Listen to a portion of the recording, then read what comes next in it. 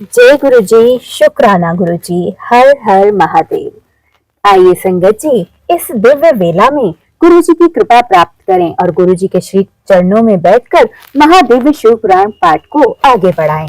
संगत जी, गुरु जी से प्रार्थना करिए, हर बार हर अध्याय के बाद गुरु जी से सभी मिलकर अरदास करिए कि ये वक्त फिर से, ये जो परले का वक्त निकट आ रहा है, संगत जी गुरु जी ने पहले ही ये आभास करवा दिया था। गुरु जी पाठ करने के लिए कहते थे। संगत जी, फिर से कोरोना जैसी महामारी अपने पैर पसार रही है। ऐसी महा बीमारी को गुरु जी से अरदास करिए कि गुरु जी हमारी सृष्टि का कल्याण हो और हमारे विश्व को कभी कोई परेशानी ना हो, हमारी दुनिया के सभी लोग स्वस्थ रहें, ये बीमारी पहले की तरह आपदा का रूप ना ले पाए। ये अरदास हर बार के अध्याय के बाद किया कीजिए संगत जी। यही सर्वज्ञ भले की कामना से अगर हम हर बार सभी लोग मिलकर गुरु जी से अरदास करेंगे तो महादेव भी मजबूर हो जाएंगे इस सृष्टि का कल्याण करने और उसकी रक्षा करने के लिए। तो जय गुरु जी, शुक्राना गुरु जी। संगत जी, इस अध्याय को बड़े ध्यान पूर्वक सुनिएगा। आज के अध्याय में हम जानेंगे संगत जी की मीना द्वारा द्वार पर भगवान शिव का परिछन और उनके रूप को देखकर संतोष का अनुभव, अन्याय युवतियों द्वारा वर की प्रशंसा व पार्वती का अंबिका पूजन के लिए बाहर निकलना तथा देवताओं और भगवान शिव का उनके सुंदर रूप को देखकर प्रसन्न हो जाना। ब्रह्मा जी कहते हैं, नारद, तदंतर भगवान शिव प्रसन्न चित हो अपने गणों, समस्त देवताओं तथा अन्य लोगों के साथ कौतूहल पूर्वक गिरजाराज हिमवान के धाम में गए। हिमाचल की श्रेष्ठ पत्नी मीना भी उन स्त्रियों के साथ घर के भीतर गई और शंभू की आरती उतारने लगी और हाथ में दीपकों से सजी हुई थाली लेकर सभी ऋषि पत्नियों तथा अन्य स्त्रियों के साथ आदर पूर्वक द्वार पर आई। वहां आकर मीना ने संपूर्ण देवताओं से सेवित गिरजापति महेश्वर शंकर को, जो द्वार पर उपस्थित थे, बड़े प्यार से देखा। उनकी अंग कांति बड़ी ही मनोहर चंपा के समान लग रही थी। उनके एक मुख और 3 नेत्र थे। प्रसन्न मुखारविंद पर मंद मुस्कान की छटा छा रखी थी। वे रत्न और सुवर्ण आदि से विभूषित थे। गले में मालती की माला पहने हुए सुंदर रत्नमय मुकुट धारण करने से उनका मुखमंडल उज्जवल व प्रभाव से उद्भासित हो रहा था। कंठ में हार आदि सुंदर आभरण शोभा दे रहे थे। सुंदर कड़े और बाजूबंद उनकी भुजाओं को विभूषित कर रहे थे। अग्नि के समान निर्मल एवं अनूप, अत्यंत सूक्ष्म, मनोहर, विचित्र एवं बहुमूल्य युगल वस्त्र से उनकी बड़ी ही शोभा हो रही थी। चंदन, अगर, कस्तूरी तथा मनोहर कुकुम और अंगराग से कुमकुम भी उनके अंग से विभूषित हो रहे थे। उन्होंने हाथ में रत्नमय दर्पण ले रखा था और उनके दोनों नेत्र कज्जल से सुशोभित हो रहे थे। उन्होंने अपनी प्रभा से सबको आच्छादित कर लिया था। वे अत्यंत मनोहर जान पड़ते थे। अत्यंत तरुण, परम सुंदर और आभरण भूषित अंगों से सुशोभित थे। कामनियों को अत्यंत कमनीय प्रतीत होते थे। उनमें व्यग्रता का अभाव था। उनका मुखारविंद कोटि चंद्रमाओं से भी अधिक आह्लाददायक था।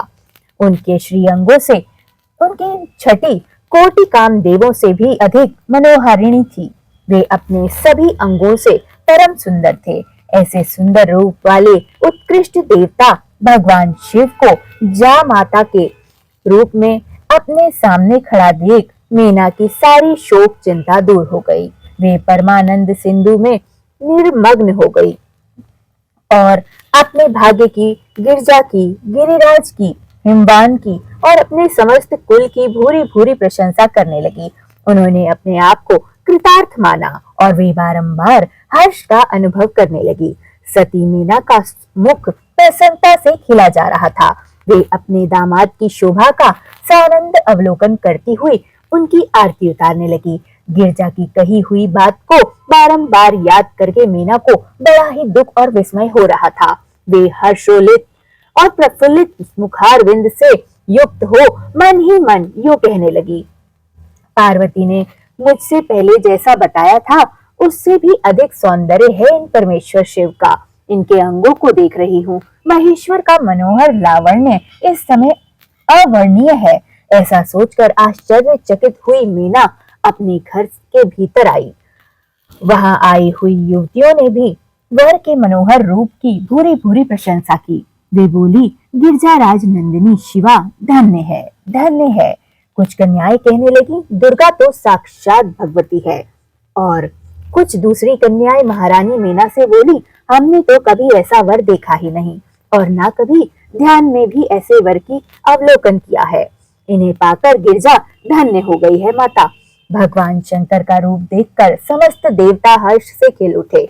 श्रेष्ठ गंधर्व उनका यश गाने लगे और अप्सराएं नृत्य करने लगी। बाजा बजाने वाले लोग मधुर ध्वनि व अनेक प्रकार की कला दिखाते हुए आदर पूर्वक भांति भांति के बाजे बजाने लगे। हिमाचल ने भी आनंदित होकर द्वारोचित मंगलाचार किया। समस्त नारियों ने साथ में मीना ने भी महान उत्सव मनाते हुए वर का परिछन किया। फिर वे प्रसन्नता पूर्वक घर में चली गई। इसके बाद शिव अपने गणों और देवताओं के साथ अपने को दिए गए स्थान जनवास से निकले और चले। इस बीच में गिरजाराज ने अनंतपुरी की स्त्रियां दुर्गा को साथ ले कुल देवी की पूजा के लिए बाहर निकली। वहां देवताओं ने, जिनकी पलकें कभी गिरती ही नहीं थी, प्रसन्नता पूर्वक पार्वती को देखा। उनकी अंग कांति नील अंजल के समान थी। वे अपने मनोहर अंगों से भी विभूषित थी। उनका कटाक्ष केवल भगवान त्रिलोचन पर ही आदर पूर्वक पड़ता था, दूसरे किसी पुरुष की तरफ नहीं। उनके नेत्र नहीं जाते थे। उनका प्रसन्न मुख मंद मुस्कान सुशोभित थी। वे कटाक्ष पूर्ण दृष्टि से देखती थी और बड़ी मनोहारिणी जान पड़ती थी। उनके केशों की चोटी बड़ी ही सुंदर थी। कपोलों पर बनी हुई मनोहर तंत्रभंगी उनकी शोभा बढ़ाती थी। ललाट में कस्तूरी की बेदी के साथ ही सिंदूर की बिंदी शोभा दे रही थी। वक्ष स्थल पर श्रेष्ठ रत्नों के सारभूत हार से दिव्य दीप्ति छिटक रही थी। रत्नों के बने हुए केयूर, वलय और कंकण से उनकी भुजाएं अलंकृत थी। उत्तम रत्नमय कुंडलों से उनके मनोहर कपोल जगमगा रहे थे। उनकी दंत पंक्ति मणियों तथा रत्नों की प्रभा को छीन लेती थी और मुख की शोभा बढ़ाती थी। मधु से पूरित अधर और ओष्ठ विलंब फल के समान लाल थे। दोनों पैरों में रत्नों की आभा से युक्त महावर शोभा देती थी। उन्होंने अपने एक हाथ में रत्न जड़ित दर्पण ले रखा था और दूसरा हाथ क्रीड़ा कमल से सुशोभित था। उनके अंगों में अगर, चंदन, कस्तूरी और कुमकुम का अंगराग लगा हुआ था।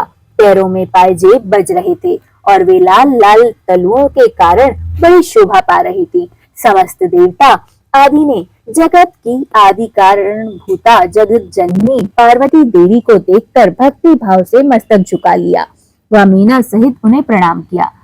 त्रिलोचन शिव ने भी बड़ी प्रसन्नता के साथ कनखियों से उन्हें देखा और उनमें सती की आकृति देखकर अपनी विरह वेदना को त्याग दिया।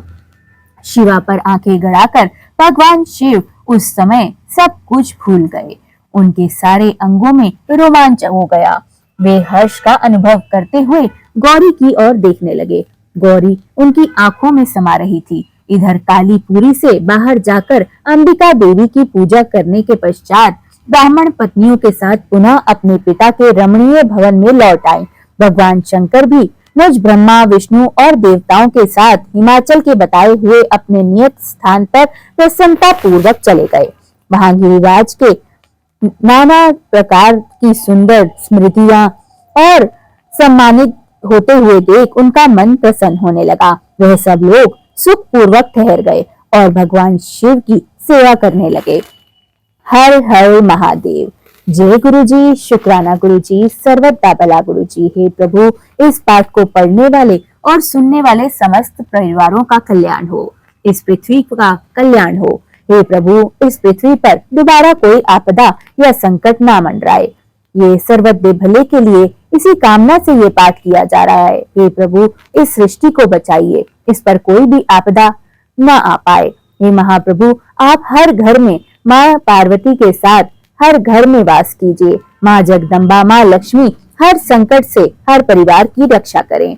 इसी कामना से मैं अपनी वाणी को विराम देती हूँ। जय गुरु जी, शुक्राना गुरु जी, अनंतम अनंतम शुक्राना।